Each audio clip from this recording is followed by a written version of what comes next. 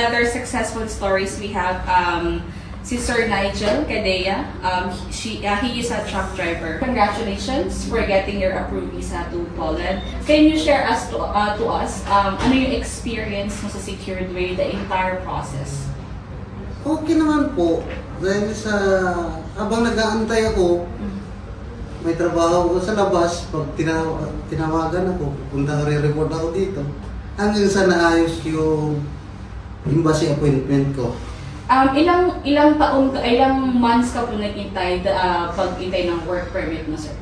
Simula nung may process siya, 7 months. 7 months. Tapos yung embassy appointment po is, alam naman po natin na embassy draw ito. So ilang months ka po? Simula nung na nagpasa ako ng requirements, almost 4 months.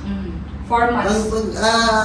Aantay ng embassy appointment, almost 6 months. Okay. So more or less mga 1 year. Naghintay po siya ng 1 year para makakuha ng embassy appointment. As you know po, Poland Embassy is by electronic draw.